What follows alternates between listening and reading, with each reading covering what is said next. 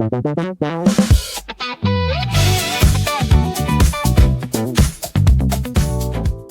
know, if you think about it, you spend roughly a third of your life completely paralyzed, lying on padded furniture, hallucinating vividly. I mean, yeah, it sounds totally like science fiction when you frame it exactly that way. It really does. But we just call it going to bed. Right. We just accept this incredible biological vulnerability every single night. We totally surrender to it. And yet the actual mechanics of what happens in that room and how those invisible processes dictate every single second of our waking hours is just like a complete blind spot for most of us. It really is. It's the ultimate gap in our understanding of human biology. I mean, we treat our bodies like these simple combustion engines during the day, right? Yeah, exactly. Like you need fuel, so you eat. You need Yeah. oxygen, so you breathe. Exactly. But the second you turn off the light, you are handing the controls over to this really complex, ancient hormonal symphony. And most people are actively disrupting it without even realizing it. Which is crazy to think about. Mm. And decoding those hidden mechanics of your nights and your mornings is our entire mission for this deep dive today. Yes, absolutely. We're exploring the universal human experience of sleep, and we have this massive stack of research today. We're pulling from linguistic history, cutting-edge medical studies, practical sleep hygiene from the Mayo Clinic, and even like physiological vocal coaching. Because the moment you understand the physical mechanisms, the actual why and how behind the way your brain and body rest, you basically stop being a victim of your own exhaustion. Yay. You can actually start to, engineer your energy. I love that. Engineer your energy. So if you are the kind of person who is lying in bed right now listening to this and dreading the alarm clock, we kind of need to start by looking at how we actually talk about the bedroom. Oh, the language piece is fascinating. It is, because the language we use casually every day is secretly holding on to this historical trauma of just trying to get a good night's rest. Take the phrase, hit the sack. Right. Someone yawns and says, I'm exhausted, I'm going to hit the sack. Today, that means climbing onto this precisely engineered internal spring system with like a memory foam topper. But for centuries, that phrase was painfully literal. Yeah. I mean, you were literally dropping your body onto a burlap sack that was stuffed with hay or straw. Which sounds awful. It was. Ah. And that historical physical discomfort is perfectly preserved in another phrase we use constantly, especially with children. Sleep tight. Right. Which, as a modern parent, you kind of assume means, oh, I have tucked your blankets in very tightly around you. Yeah, exactly. But linguistic historians point out that the word tight in this phrase has absolutely nothing to do with blankets. It is literally the absolute last surviving use of an Old English adverb, tightly, back when it meant properly, well, or soundly. Wow. Yeah, you're simply wishing someone a sound sleep. But it's the second half of that classic nursery rhyme that reveals, like, the real terror of historical sleep. Don't let the bed bugs bite. Exactly. And we treat that like a cute rhyming joke today. We really do. Yeah. But before synthetic mattresses and modern pest control, crawling into a sack of straw meant exposing yourself to a massive nightly threat. Bed bugs weren't just like a nuisance. Right. They were a real problem. They were a leading cause of severe sleep deprivation and psychological stress. Getting a peaceful night was a genuine, desperate struggle against your environment. It makes complete sense why wishing someone safe passage into that, vulnerable state of sleep is a universal concept across cultures. But what I find really fascinating in the sources is the stark difference in how various cultures frame that passage. Oh, for sure. Like in English, our idioms are incredibly transactional and abrupt. We say we're going to catch some Z's or knock out or hit the hay. We treat sleep like an off switch. Yes, but if you look at the global translations from our linguistic sources, they are beautiful. In Vietnamese, the translation for their goodnight greeting is delightsome sleep. I love that. And in Chinese, the greeting translates to peaceful night. And in Hindi, they wish each other an auspicious night. But my absolute favorite is the Korean phrase, which literally translates to "by sleep, please." By sleep, please. Yeah. It frames sleep not as this like biological function, but almost as an honored entity that you are respectfully requesting to visit your home. Which is a profoundly healthier psychological framing. Totally. Sleep is a process we invite, not a lever we just pull. Yeah. And the consequences of treating sleep like a lever are probably most obvious when we look at the most dangerous piece of technology in the modern bedroom, The snooze button. The snooze button. I mean, it promises 10 luscious minutes of extra rest. It feels like an absolute lifesaver when the room is freezing cold and you just don't want to face the day. Oh, it feels great in the moment, but biologically, those 10 minutes are devastating. Really devastating. Absolutely, because when your alarm goes off the first time, your brain has likely already begun the process of moving into a lighter stage of sleep, right, to prepare for waking up. When you reach over and hit snooze, you are essentially telling your brain, hey, false alarm, the threat is gone, go back to sleep. Oh, no. Yeah, so your brain immediately drops you in to the beginning of a brand new deep sleep cycle. And that is a cycle that requires at least 90 minutes to complete. So 10 minutes later, the alarm fires again, but now it's yanking you straight out of slow wave deep sleep. Precisely. You are violently interrupting a deep restorative phase. And that leaves your brain bathed in these sleep-inducing neurochemicals. Which causes what the sources call sleep inertia, right? Yes. Sleep inertia is this physiological state of severe grogginess. It can impair your cognitive function, your reaction time, and even your mood for hours. Wow. You would have been significantly more energized if you had just gotten out of bed at that first alarm. Okay, that raises a really crucial question about our internal wiring.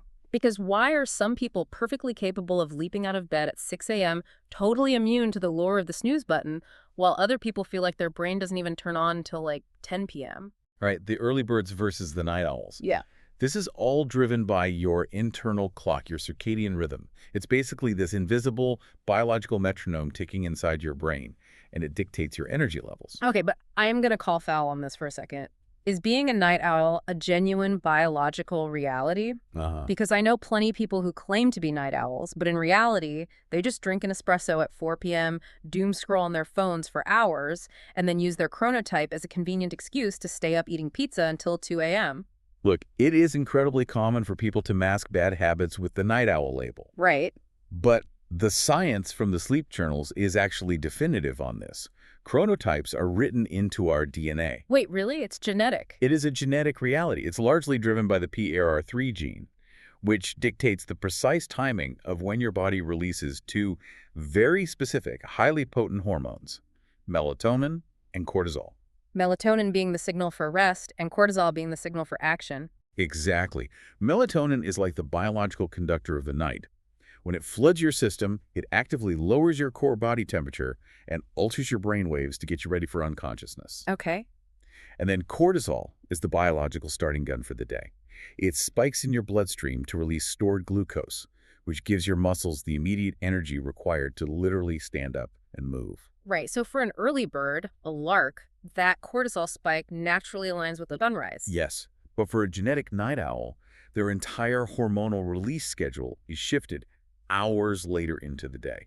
And the research also shows that age completely rewrites this internal schedule, too. Like teenagers famously have severely delayed circadian clocks. Oh, completely. Their bodies physically do not release melatonin until much later at night. So when we force teenagers to wake up at 6 a.m. for school, we aren't just inconveniencing them, we are actively fighting their fundamental biology. It really is the physiological equivalent of waking an adult up at 3 a.m. every single day. Which is brutal. It is. But as we age, that biological clock naturally reverses. Older adults become much more morning-focused. And there is a brilliant, almost wise biological reason behind this shift. Really? How so? Well, melatonin does much more than just make you sleepy. It is a highly potent neuroprotector. Oh, wow. Yeah, it acts as an antioxidant for the brain, physically clearing out cellular waste. So as the brain ages and becomes more vulnerable to cognitive decline, our sleep architecture naturally changes to maximize the protective, restorative effects of whatever melatonin we are still naturally producing. That's incredible. It's like our biology gets wiser as we get older, prioritizing protecting the brain over sleeping in. But the reality is most of us listening aren't extreme larks or extreme owls. The sources point out that the vast majority of humans are basically intermediates. Right, we fall somewhere in the middle. Which gives us some flexibility in our schedules. But that exact flexibility is what traps us in this massive modern health crisis called social jet lag. Yes. Social jet lag is this silent epidemic that is just destroying our baseline energy. Let's say your work schedule requires you to wake up at 7 a.m. Monday through Friday. Okay, pretty standard. Right. But the weekend arrives, you stay up late, and on Sunday morning, you sleep in until 11 a.m. to catch up on your rest. Which honestly feels like the ultimate Sunday luxury. It really does. Yeah. But you have just shifted your biological wake-up time by 4 hours. You have chemically tricked your brain into thinking you just flew from New York to Los Angeles. Oh my gosh. You gave your internal organs literal jet lag without ever getting on an airplane. That is wild. So when your alarm goes off at 7 a.m. on Monday, your brain fully believes it is 3 a.m. in its new time zone. That intense physical misery, that nausea and exhaustion you feel on Monday morning, Yeah. that isn't just a dislike of your job. That is your biology reeling from a severe time zone shift. Wow. And if you are lying in bed right now reading on your tablet, you aren't just looking at a screen. You are chemically tricking your brain into thinking it's noon. Even if you deeply understand your natural chronotype, the modern world is heavily engineered to sabotage it. The technology in our bedrooms has become the ultimate enemy of the Sandman. And we actually understand the exact mechanism of how that sabotage works now, thanks to this landmark study from Harvard on light-emitting e-readers and smartphones. Right, because we all know screens emit blue light. Exactly.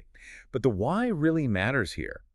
The specific wavelength of blue light emitted by our devices flawlessly mimics the exact wavelength of a bright, cloudless daytime sky. So your optic nerve takes one look at your TikTok feed and screams to your brain, hey, the sun is high in the sky, we need to be hunting or foraging. Pretty much.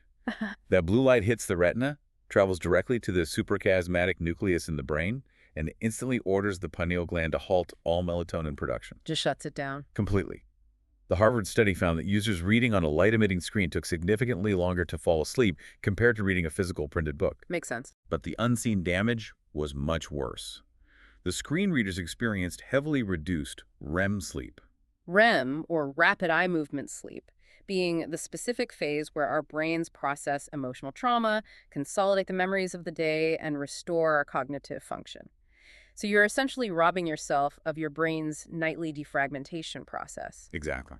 But what I found truly terrifying in the sources wasn't just the light from our phones. It was a study from Northwestern University about ambient light in the room itself. Oh, it's completely redefined how we think about the sleeping environment.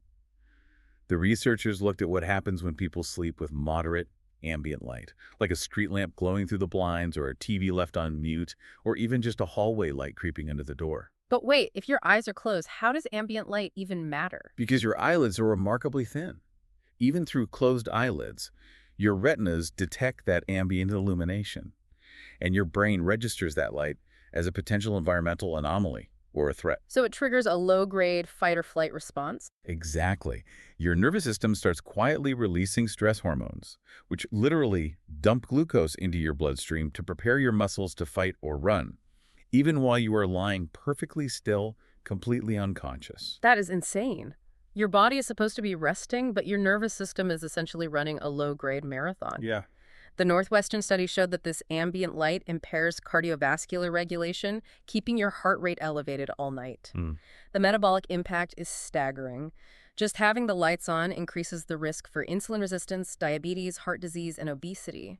And psychologically, the chronic inability to drop into a fully restorative offline mode is heavily linked to severe depression and clinical insomnia. So the question naturally becomes, how do we fight back? How do we exist in an environment that is actively designed to keep us awake and stressed? Right. How do we engineer the perfect night? The medical sources and sleep specialists all point toward rigorous sleep hygiene, starting with a concept from Dr. Susan Bialy called the digital sunset. I love this concept. It is a phenomenal behavioral tool. You basically set an actual physical alarm on your phone for a specific time, say 9 p.m. Okay. When that alarm sounds, the sun has officially set on your digital life. You power down the phone, the tablet, the television. You switch entirely to analog activities. Reading a physical paper book, listening to an audio track, or stretching. But practically speaking, if someone's internal clock is currently wired to fall asleep at 1 a.m., they can't just declare a 9 p.m. digital sunset and expect to be unconscious by 10 p.m., right? Definitely not. Their body's core temperature is still way too high, and their cortisol is likely still circulating. Which is exactly why the Mayo Clinic firmly recommends the 15-minute rule. Yeah. You cannot force a drastic circadian shift. You have to coax it. Okay. You go to bed exactly 15 minutes earlier each night. This microscopic shift allows your core body temperature and your hormone cycles to slowly realign without triggering the intense anxiety of just lying awake in the dark for hours. And we also have to engineer the physical environment itself. Blackout curtains are basically non-negotiable to stop that ambient glucose spike we talked about. Eye masks are a great backup too, but what if someone absolutely needs a nightlight to, say, safely navigate the hallway? In that case, the color of the light is the only thing that matters. Yeah. Northwestern medicine stresses that you should only ever use a nightlight with a dim amber, red, or orange hue, Why those colors specifically? because these warm colors have much longer wavelengths. They do not trigger the specific daytime receptors in the retina that blue and white light do, meaning Yeah. they will not halt your melatonin production. Got it.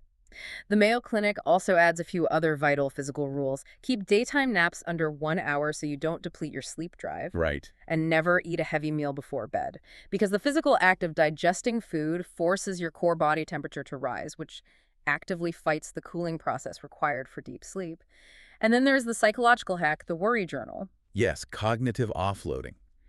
If you write down the specific thing stressing you out before your head hits the pillow, Yeah. you are physically moving that data out of your prefrontal cortex and onto the paper. That makes a lot of sense. You are literally signaling to your brain that the problems are safely stored and do not need to be actively processed while you sleep. No, but I keep coming back to the reality of the digital sunset.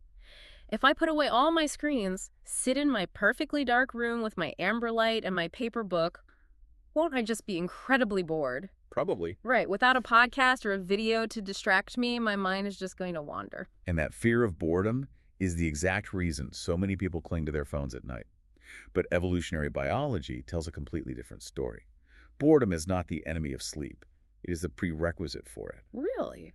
Think about our ancestors. If they were sitting around unengaged and bored, it meant there were no predators attacking, no rival tribes approaching, and no immediate foraging to do. Oh. Boredom is the ultimate evolutionary signal to the amygdala that you are completely safe.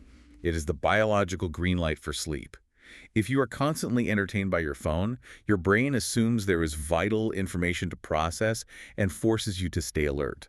So the real goal is to actively cultivate boredom. Exactly. Okay, let's assume you've done it. You embraced the boredom, your core temperature dropped, and you slept in total darkness. But eventually, the sun rises. The alarm goes off. How do you physically shake off the sleep inertia and find your energy, and literally find your voice for the day ahead? The absolute first step, before you even think about brewing coffee, is light exposure. You must open those blackout curtains immediately. Because of the melatonin. Exactly. Just as a screen at midnight ruins your sleep, morning sunlight acts like a laser to the brain. It instantly vaporizes whatever melatonin is left in your system and triggers the cortisol spike required to start the engine. But while your brain might be awake, your physical body is kind of lagging behind. During REM sleep, your body undergoes muscle atonia, which is basically a temporary paralysis to keep you from acting out your dreams. Right. So your facial muscles have been completely dormant with very little blood flow for hours, which leads us to the vocal coaching sources from the British Council. This physical lag is most obvious the second you open your mouth to speak in the morning. Oh, absolutely. When you sleep, your vocal cords, which are essentially delicate tissues and ligaments, are at rest in a cooler body. Think of them like rubber bands that have been left in the refrigerator overnight. Okay, that's a great visual. If you pull them out and try to snap them immediately, they are stiff, rigid, and totally unresponsive. You have to physically warm the tissue and pump blood into the muscles to regain elasticity. So if you just roll out of bed and jump straight onto a morning conference call, your speech is going to be muffled, sluggish, and completely monotone. The British Council actually recommends specific physical stretches to awaken the articulators, your lips, your tongue, your jaw. It starts with the big face, little face stretch. Which looks ridiculous, but it works. It totally does. You open your mouth and eyes as wide as humanly possible, stretching the skin, and then you just scrunch every muscle into the center of your face as tight as you can. Stick your tongue all the way out. Vigorously massage the hinges of your jaw. It forces an immediate rush of blood perfusion into the face. And once the muscles are warm, you run vocal drills targeting the plosives. You drill unvoiced, sounds like pa-da-ka, and voice sounds like ba-da-ga. Repeating those syllables forces your lips and tongue to execute sharp, highly precise mechanical movements. It's basically rebuilding the neural coordination between your brain and your mouth. Exactly. And then there are the classic tongue twisters to really speed up that neural connection. 11 benevolent elephants. She sees cheese. Try articulating that flawlessly 3 times fast before you've had your coffee. It's not easy. No, but my absolute favorite technique from the sources is the pacing exercise. Because when people wake up anxious or stressed, their nervous system tells them to rush through their speech. The exercise involves physically walking around a room while reading a text. Every time you hit a full stop, you turn your body 180 degrees. At every comma, you turn 90 degrees. It is a brilliant physiological hack.